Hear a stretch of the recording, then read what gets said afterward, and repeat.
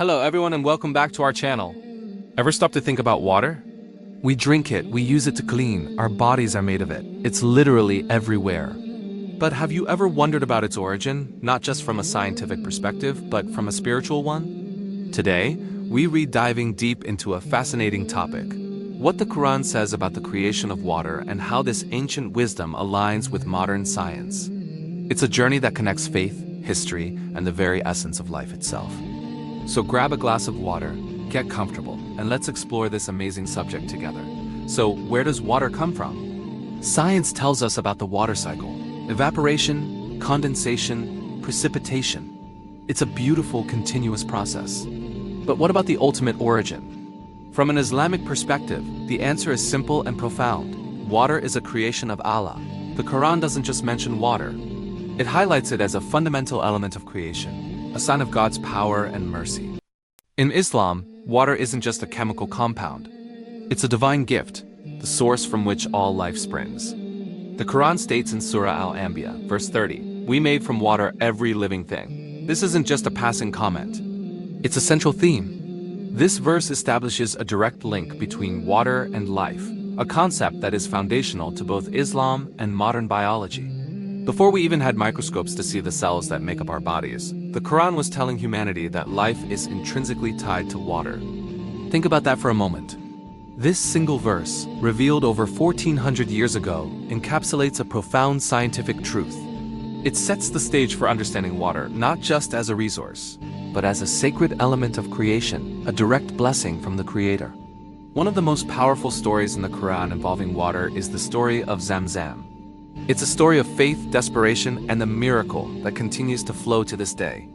It all began with Hajar, the wife of Prophet Ibrahim, and their infant son, Ismail.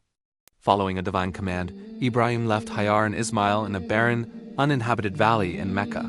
He left them with a small container of water and some dates. Soon, their supplies ran out. The baby, Ismail, began to cry from thirst, and his mother's heart ached. Desperate to find water, Hajar ran back and forth between the two small hills of Safa and Marwa, searching the empty landscape for any sign of help or water. She did this 7 times, her hope fading with each run. This act of desperation and endurance is now a key ritual in the Hajj and Umrah pilgrimages. After her 7th run, exhausted and near despair, she returned to her crying child. And there, by the baby's feet, a spring of water had miraculously gushed forth from the dry ground. This was the spring of Zamzam. The angel Gabriel, had struck the ground, bringing forth this life-saving water. Hajar, in her relief, tried to contain the flowing water, saying, "Sam, Zam," which means stop, stop, giving the well its name. This water not only saved her and her son, but also attracted travelers and tribes to settle in the valley, eventually leading to the establishment of the city of Mecca. The well of Zamzam has been continuously flowing for thousands of years, providing water to millions of pilgrims. It's a physical, tangible reminder of God's mercy and the power of a mother's faith and perseverance. It's more than just a historical account. It's a living miracle. Now, let's connect the dots between the Quran and science. We've already mentioned the verse, "We made from water every living thing." Modern biology confirms this without a doubt. Every living cell, from the smallest bacterium to the largest whale, is composed mostly of water. Cytoplasm, the substance inside a cell, is about 80% water. It's the medium in which all of life's chemical processes take place. Life as we know it is simply impossible without water. But the Quran's scientific insights don't stop there. Let's talk about the water cycle. The Quran describes this process with remarkable accuracy. In Surah Ar-Rum, verse 48, it says, "It is Allah who sends the winds, and they stir the clouds. And he spreads them in the sky as he wills, and he makes them fragments, and you see the rain emerge from within them." This is a perfect description of the stages of the water cycle. The winds drive the clouds gather and form, and rain falls from them. Another fascinating area is the barrier between fresh water and salt water. The Quran mentions this in Surah Al-Furqan, verse 53.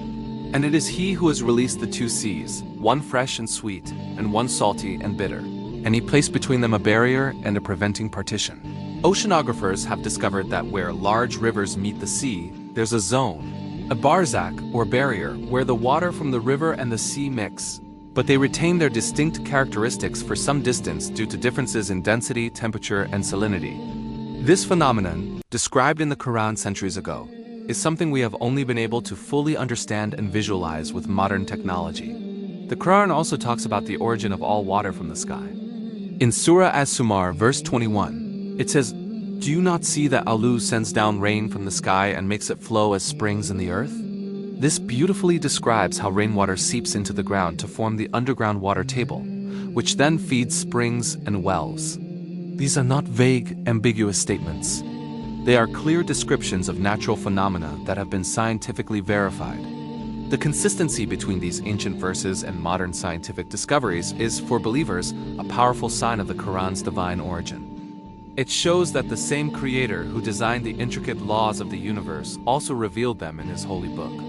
The importance of water in Islam goes far beyond its biological necessity. It is deeply woven into the fabric of daily worship and spiritual life. Water is the primary means of purification. Before a Muslim can perform their daily prayers, they must perform wudu, or ablution. This is a ritual washing of the hands, face, arms, and feet. It's not just about physical cleanliness. It's a spiritual preparation, a symbolic act of washing away minor sins and worldly distractions to prepare oneself to stand before God. If a larger purification, called ghusl, is required, a full bath is necessary. Water is the key element in achieving this state of ritual purity, which is a prerequisite for many acts of worship. The Quran and the teachings of the Prophet Muhammad also heavily emphasize the conservation of water. The Prophet famously advised his companions not to waste water, even if they were performing ablution on the bank of a running river. This teaching is incredibly relevant today as we face global water scarcity. It positions water conservation not just as an environmental issue, but as a religious and moral duty. Wasting water is seen as a form of ingratitude for a divine blessing. Furthermore, providing water to others is considered one of the highest forms of charity in Islam. A famous saying of the Prophet states that the best charity is to give water to drink. This is why you will often see Muslims funding the building of wells and water systems in communities that lack access to clean water. It's an act of compassion that brings continuous reward. So water in Islam is a symbol of life, purity, mercy, and a means of connecting with God. Its sacred status reminds believers to be grateful, mindful, and responsible in their use of this precious gift.